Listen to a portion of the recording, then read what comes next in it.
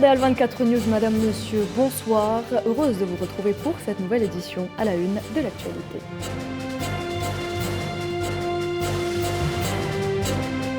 Le groupe algérien d'hydrocarbures Sonatrach annonce la découverte de 3 nouveaux gisements gaziers et pétroliers.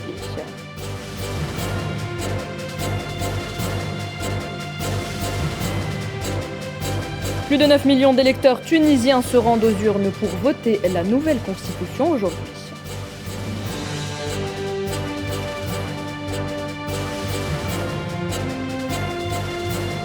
Le secrétaire adjoint de l'ONU pour les opérations de paix en visite à Bamako, une visite qui permettra notamment d'évaluer la prolongation du mandat de la MINUSMA sur le territoire malien.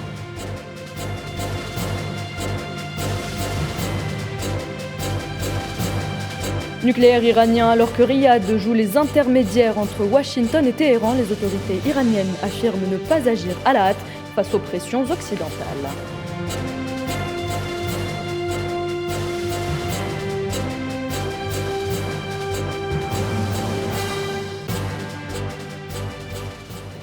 Alors tout d'abord, nous excusons, mesdames et messieurs, pour ce retard et nous entamons cette édition avec ces importantes découvertes faites par le groupe algérien d'hydrocarbures Sonatrach. Il s'agit de 2 gisements gaziers dans le périmètre de recherche Inaménas 2 du bassin d'Ilizi et dans le périmètre Tarit du bassin de Béchar.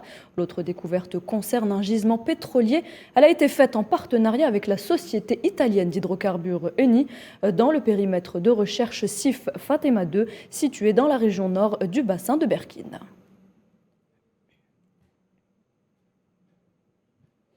Nous le disions en titre, en Tunisie, plus de 9 millions d'électeurs sont appelés aux urnes aujourd'hui pour voter la nouvelle constitution. Un vote très controversé, ponctué par des manifestations de certains opposants. Mais aujourd'hui, ce sont les urnes qui vont se prononcer et rendre leur dernier mot. Leïla Gertal. Un jour fatidique pour les Tunisiens. Les électeurs sont appelés à se prononcer pour la nouvelle constitution telle qu'approuvée par le président Kais Saïed. Ce n'est pas sans difficulté que ce projet a été présenté, car les Tunisiens se sont montrés dès les débuts très sceptiques à cette constitution. Leur grief, celle-ci constitue une carte blanche pour renforcer les pouvoirs du président. Des voix de contestation se sont ainsi élevées, mais aujourd'hui, c'est les urnes qui devront décider. La constitution sera-t-elle approuvée ou rejetée? Que décideront les 9 millions d'électeurs appelés aux urnes? Les Tunisiens sont à un virage très important de leur vie politique. Le rendez-vous référendaire est surtout marqué par le clivage manifeste entre les partisans de Kais Saïed et ses opposants. Si elle venait à passer, cette constitution constituera un véritable plébiscite pour la personne du président. Et c'est justement cela que dénonce l'opposition. Quoi qu'il en soit, la Tunisie retient son souffle. Les Tunisiens passeront-ils le cap de cette épreuve test ou reviendront-ils à la case départ? Alors le dernier taux de participation aux environs de 16 heures donnait plus d'1 200 000 votants et le vote a été prolongé de 2 heures, soit jusqu'à 22 heures. Les résultats de ce référendum seront, eux, annoncés demain mardi pour ensuite être soumis au recours. Les résultats définitifs seront annoncés au plus tard le 27 août prochain.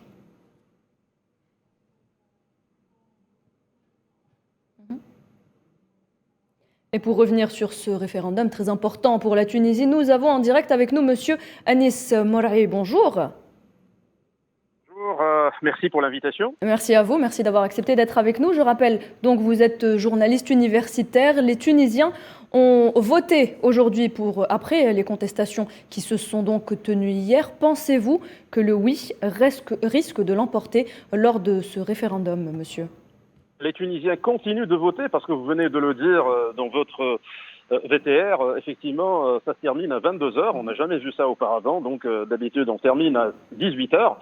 Effectivement, ça a été prolongé donc jusqu'à 22 heures. Il ne faut pas avoir d'illusions. Le projet passera. Les Tunisiens, donc ceux qui sont allés et qui continuent à aller voter, donc voteront oui, sans aucun, je dirais, sans aucune difficulté.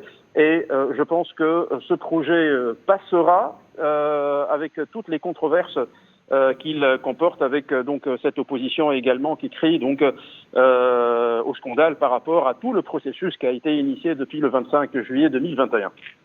Monsieur Anis Moraï, merci. Merci beaucoup pour cet éclairage. Je rappelle que vous êtes journaliste universitaire. Le ministre algérien des Affaires étrangères est en visite de travail en Syrie. Ramtan Lamamra a été reçu à Damas aujourd'hui par le président syrien Bachar al-Assad, à qui il a remis un message écrit du président de la République Abdelmadjid Tebboune, tout en lui transmettant ses sincères salutations et son vœu de voir la Syrie recouvrer sa sécurité et sa stabilité et retrouver la place qui lui sied au double plan régional et international. Les entretiens ont également permis de souligner la ferme détermination des dirigeants algériens et syriens à renforcer et enrichir la coopération bilatérale et à poursuivre et intensifier la concertation et la coordination conformément à leur attachement commun aux principes et objectifs de l'action arabe commune. Et puis la tournée de l'envoyé spécial du secrétaire général des Nations Unies pour le Sahara occidental, Staffan de Mistura, dans les territoires occupés du Sahara occidental, a été renvoyé à une date ultérieure, ce qui est considéré comme une entrave au processus de décolonisation de cette dernière colonie africaine. Sofiane Baroudi se penche justement sur les raisons de ce report.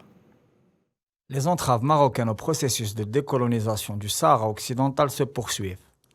Après avoir empêché méthodiquement toute mission de contrôle des droits humains dans les territoires occupés, la monarchie poursuit sa politique du fait accompli colonial, accentuée par une alliance à ciel ouvert avec l'entité sioniste. La tournée du représentant du secrétaire général des Nations Unies pour le Sahara occidental, Staffan de Mistura, dans les territoires occupés, principalement à l'Aïoun et à Dakhla, a été annulée. Les raisons de cet ajournement de dernière minute sont, selon Ammar Bellani, envoyé spécial algérien chargé du Sahara occidental et du Maghreb, a cherché, dans la volonté du royaume, d'imposer des interlocuteurs fantoches choisis arbitrairement par la puissance occupante. Les interlocuteurs en question sont connus notoirement comme étant des satellites du Merzen, à l'instar du Conseil marocain des droits de l'homme, une institution souffrant d'une carence claire de crédibilité. Ammar Bellani déclare à la presse algérienne que la décision de Mistura d'ajourner sa tournée dans les territoires occupés est tout à son honneur et qu'elle ne manquera pas de mettre la pression sur la puissance occupante, pris en flagrant délit de sabotage des efforts de l'envoyé personnel du secrétaire général des Nations Unies. Pour rappel, le Maroc avait déjà entravé pendant des mois la désignation de Staffan de Mistura et tente de saborder par différents moyens le processus de résolution de ce conflit. C'est ce qui a été mis dernièrement en exergue par le président de la commission de défense du Sénat américain, James Inhofe, qui a reproché au Maroc de perpétrer des attaques vicieuses contre le peuple sahraoui et de ne pas respecter ses engagements internationaux. La politique du fait accompli colonial cache mal le malaise de Rabat, sommé d'appliquer la légalité internationale telle que préconisée par l'Union africaine, les Nations unies ou encore la Cour de justice européenne. La résolution de la question du Sahara occidental passera donc impérativement par l'organisation d'un référendum permettant l'autodétermination de ce peuple qui attend depuis plus de 5 décennies le dénouement de son aspiration légitime à la décolonisation. Et de son côté, le secrétaire adjoint de l'ONU pour les opérations de paix, Jean-Pierre Lacroix, en visite à Bamako depuis hier dimanche. Cette visite de 5 jours intervient dans un contexte particulièrement tendu entre le Mali et la mission onusienne. Elle devra notamment évaluer la prolongation du mandat de la mission onusienne sur le territoire malien. Tinhina Mankassi. C'est un nouveau bras de fer que les autorités de la transition au Mali s'apprêtent à jouer avec une instance internationale. Depuis le 20 juillet, les relations se sont considérablement détériorées entre la MINUSMA et les autorités maliennes, allant jusqu'à menacer le futur de la dite mission dans le pays. D'ailleurs, c'est dans ce contexte de trouble que le secrétaire général adjoint de l'ONU pour les opérations de paix, Jean-Pierre Lacroix, entame une visite de 5 jours au Mali. Durant son séjour, Jean-Pierre Lacroix devra évaluer la prolongation du mandat de la mission onusienne avec les autorités de la transition au Mali. Pour rappel, en juin dernier, le Conseil de sécurité a prolongé d'1 an la mission des Nations Unies au Mali. Ce qui a provoqué ce cataclysme, les autorités maliennes ont ordonné le 20 juillet dernier l'expulsion du porte-parole de la MINUSMA, Olivier Salgado, lui reprochant d'avoir posté sur le réseau social Twitter des informations tendancieuses concernant l'arrestation de 49 soldats ivoiriens à Bamako.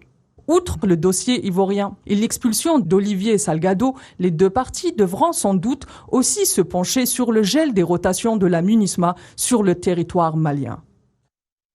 Et pour en parler, nous avons en direct avec nous depuis Abidjan, Côte d'Ivoire, Monsieur Mathieu Bledson. Bonsoir. Oui, bonsoir, chers consoeurs, bonsoir, chers auditeurs. Alors, vous êtes journaliste ivoirien. Depuis quelque temps, il y a un véritable mouvement de contestation contre la MINUSMA, dont le porte-parole a été sommé de quitter le pays par les autorités maliennes. Quelle lecture peut-on en faire? Qu'est-ce qui a motivé cette décision selon vous? Oui, depuis un moment, vous l'avez dit, la junte au pouvoir à Bamako est un peu allergique aux forces, de façon générale, aux forces de la MINUSMA, d'abord aux forces étrangères, parce qu'il y a eu des problèmes avec la force Barkhane, la force française d'intervention qui est au Mali. Et finalement, la décision a été prise de faire partie de cette force qui est en train de plier bagage et ça finit en mi-août. Et puis, il y a eu le contingent suédois qui est arrivé à l'aéroport et qui a été expulsé parce que, selon les autorités maliennes, le protocole n'a pas été respecté. Puis, il y a eu cet incident avec les 49 soldats NSE venus pour le compte de la MINUSMA et qui ont été finalement arrêtés et qui sont toujours, au moment où je vous parle, en prison. Il y a eu l'expulsion, vous l'avez dit tout à l'heure, du porte-parole de la MINUSMA. Et aujourd'hui, il y a même un convoi de la MINUSMA qui a été bloqué dans une ville au nord du Mali. Bon, bref, Bamako est dans un esprit un peu, disons, agressif par rapport aux forces étrangères. Monsieur Mathieu Bletson, merci d'avoir accepté de répondre à nos questions. Je rappelle que vous êtes journaliste ivoirien. On reste en Afrique pour évoquer la situation en République démocratique du Congo, où des installations de la mission des Nations Unies à Goma ont été pillées par des manifestants en colère, 10 jours après un appel du président du Sénat au départ des casques bleus. Après avoir barricadé les grandes artères de la ville, les manifestants ont pris d'assaut le siège local de la mission onusienne, ainsi que sa base logistique située hors du centre-ville. Et la situation sécuritaire au Burkina Faso, cette fois-ci saluée par le président en exercice de la communauté économique des États de l'Afrique de l'Ouest, Umaru Sissoco Embalo, qui évoque que les progrès enregistrés dans le pays, qui, on le rappelle, est ciblé par des attaques terroristes récurrentes.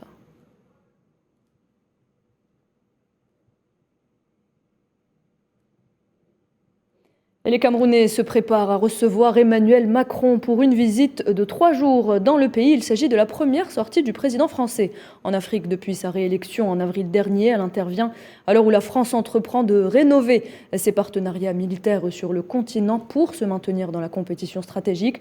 Les acteurs de la société civile camerounaise attendent beaucoup de cette visite. En Éthiopie, cette fois-ci, les autorités de la région éthiopienne de Somalie ont annoncé avoir tué plus de 100 terroristes Shabab au cours d'une incursion ratée du groupe de la Somalie voisine.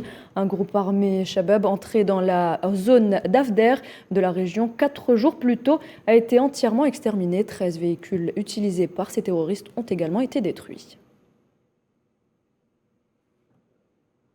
Et toute autre chose à présent, alors que les pourparlers sur le dossier du nucléaire iranien sont à l'arrêt depuis mars dernier, Téhéran affirme ne pas agir à la hâte face aux pressions des Occidentaux pour faire revivre l'accord. Son ministre des Affaires étrangères l'a réaffirmé aujourd'hui lors d'une conférence de presse hebdomadaire.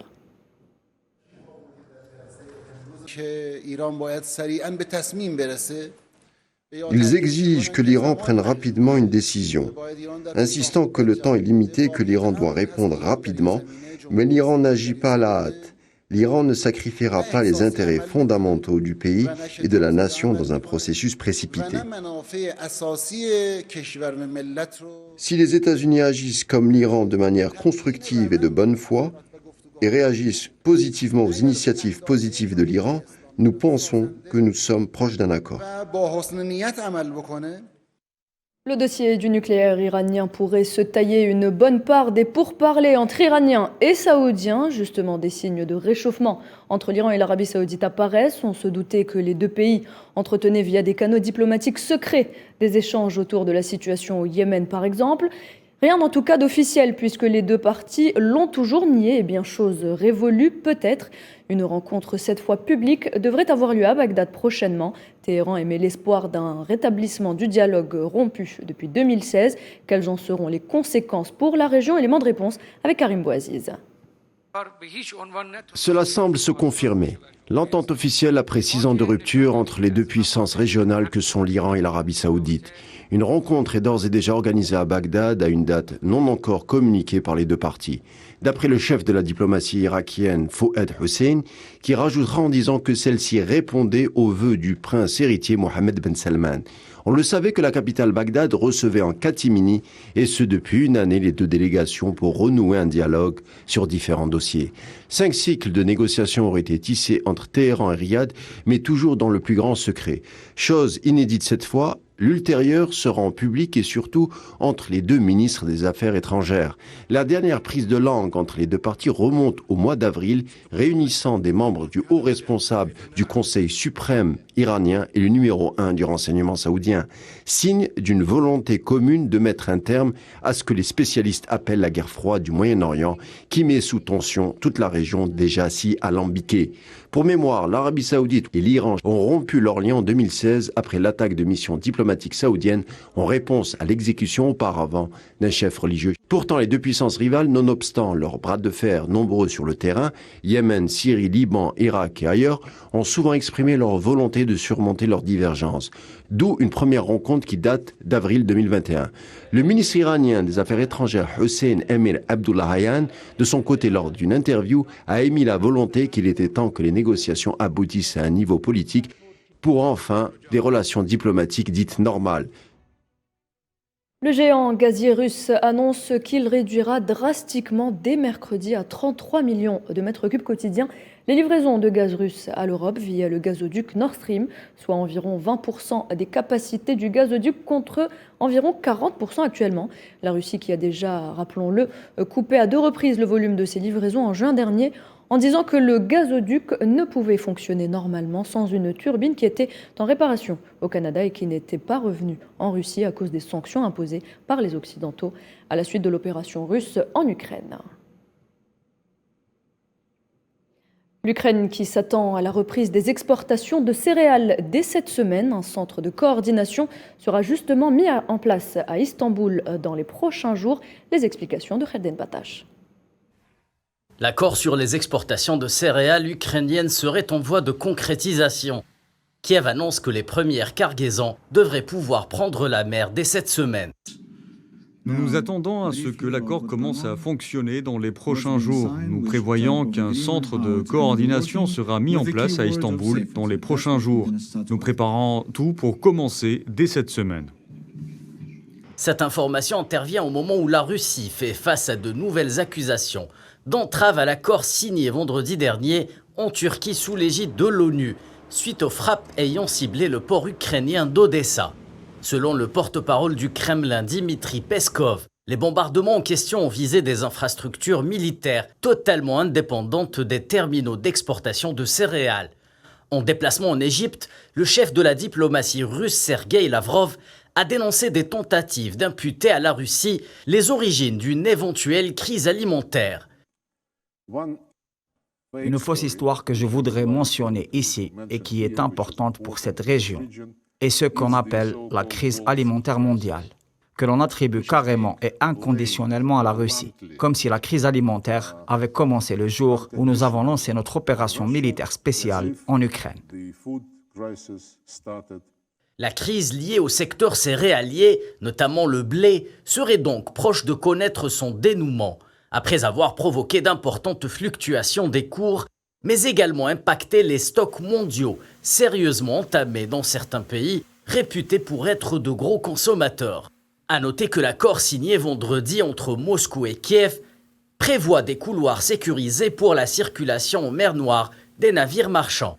Il doit permettre d'exporter 20 à 25 millions de tonnes de céréales bloquées en Ukraine et de faciliter les exportations agricoles russes, réduisant ainsi le risque d'une crise alimentaire dans le monde, où selon l'ONU, 345 millions de personnes souffriraient d'insécurité alimentaire aiguë.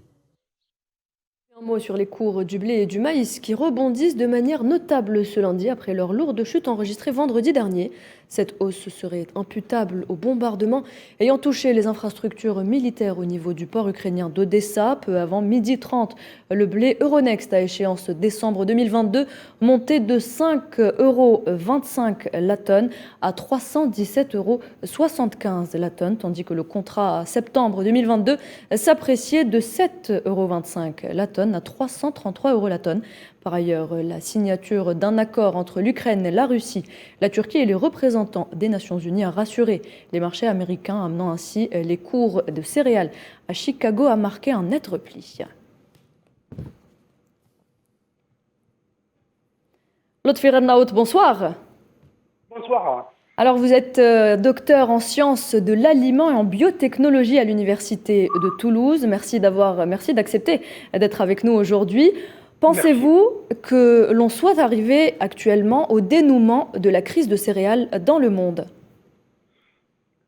Bon, il était très important de trouver, c'est-à-dire à l'issue de cet accord, une issue à cette situation très compliquée. Cet accord, je trouve que, c'est-à-dire très attendu par la communauté internationale, est considéré comme essentiel afin d'empêcher le risque d'une grave crise alimentaire mondiale, du moins pour le moment ou pour les prochains mois.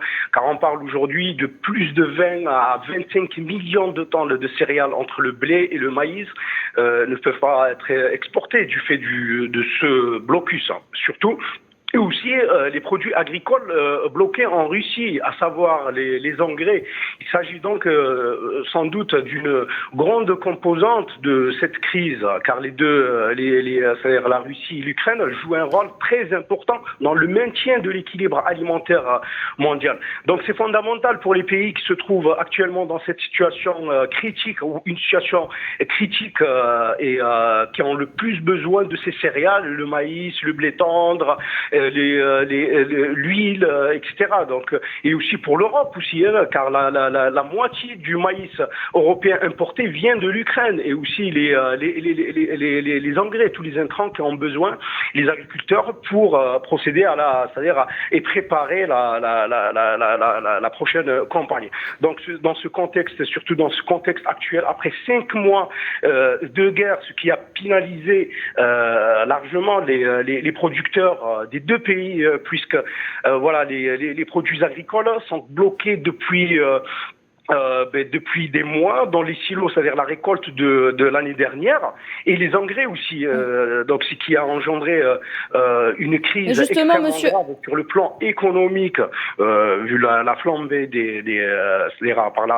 notamment par Justement, vous parliez actuellement de la crise qui existe entre la Russie et l'Ukraine. Vous qui êtes spécialiste, pensez-vous que la crise alimentaire a commencé donc il y a 6 mois avec le début du conflit russo-ukrainien ? Je trouve que cet accord, oui, à mon avis, cet accord ne soulagera pas immédiatement les pays importateurs à très court terme. Certes, cet accord-là, c'est-à-dire et la pression des récoltes qui ont enregistré, c'est-à-dire les récoltes qui ont enregistré un record quand même dans la majorité des pays producteurs. Donc malgré les conditions climatiques un peu difficiles, mais c'est-à-dire malgré cette pression des récoltes et cet accord. Qui vont peut-être flamber un peu ou plomber un peu c'est-à-dire baisser un petit peu cette tendance haussière malgré une demande mondiale vigoureuse, mais en termes l'accès physique, c'est-à-dire mais pas l'accès physique, c'est-à-dire aujourd'hui on attend un accès physique, c'est-à-dire donc il faut compter au moins quelques semaines pour le déminage et aussi pour l'accélération, c'est-à-dire en espérant l'accélération de ce processus et la concrétisation de cet accord. Il est aujourd'hui dans l'intérêt de tout le monde que le flux ou le trafic reprenne sur la voie noire. Merci beaucoup pour cet éclairage. Je rappelle que vous êtes docteur en sciences de l'aliment et biotechnologie à l'université de Toulouse. On passe à présent aux vagues de chaleur extrême qui continuent à toucher de nombreuses régions du globe. Un dérèglement climatique qui engendre de plus en plus d'incendies. Naïla Hamouda nous en parle. Un brasier continu, un épais panache de fumée. Le feu a presque doublé de taille en seulement une journée. L'incendie menace toujours les arbres géants américains en Californie. Dans le comté de Mariposa, près du parc national de Yosemite, le violent incendie qui sévit depuis vendredi continue de s'étendre. Pas moins de 2000 pompiers appuyés par 17 hélicoptères combattent les feux. Près de 6500 hectares de forêt ont été rongés par les flammes et plusieurs milliers de propriétés sont menacées. Plus de 6000 personnes ont été évacuées. Les incendies se répandent sur les 4 coins du monde. Après la France, l'Espagne et le Portugal, d'autres pays sont la proie des flammes. C'est le cas notamment de la Grèce. Le pays est frappé par une forte vague de chaleur depuis 24 heures. Des températures records jamais enregistrées depuis 2003 sont attendues dans les prochains jours, faisant craindre de nouveaux incendies. Sur l'île de Lesbos, 53 départs de feu ont été enregistrés en seulement 24 heures. La station balnéaire et ses touristes risquent de reporter leurs projets. L'Espagne ou encore l'Italie doivent aussi affronter ces méga-feux, de plus en plus difficiles à maîtriser. Le Royaume-Uni n'est pas en reste. Le pays a dû faire face à plusieurs incendies après avoir enregistré des records de chaleur historiques près de la capitale. Et retour en Algérie où les travaux de la 6e conférence des plénipotentiaires de l'Union africaine des télécommunications se sont ouverts aujourd'hui. L'occasion pour les pays africains d'unir leurs efforts afin de soutenir les stratégies d'impulsion numérique du continent. Il s'agit du seul moyen de répondre au mieux aux aspirations des peuples africains à bénéficier de multiples avantages de technologie et de l'information ainsi que de la communication et de soutenir les stratégies d'impulsion numérique et d'intégration dans la société de l'information et de l'économie du savoir dirigées par les gouvernements africains.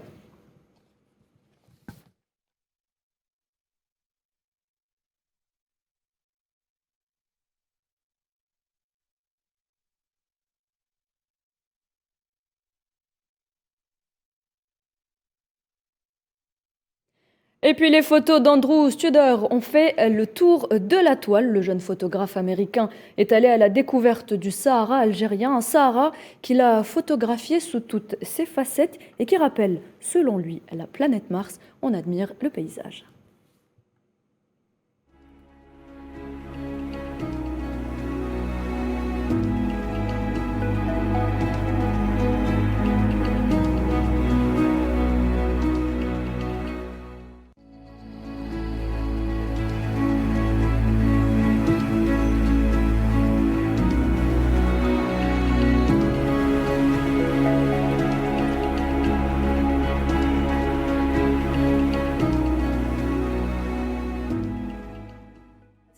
C'est avec ces très belles images de notre Sahara algérien que l'on arrive à la fin de cette édition. Merci de l'avoir suivi. Tout de suite, la météo avec Amel Améziane Zitouni.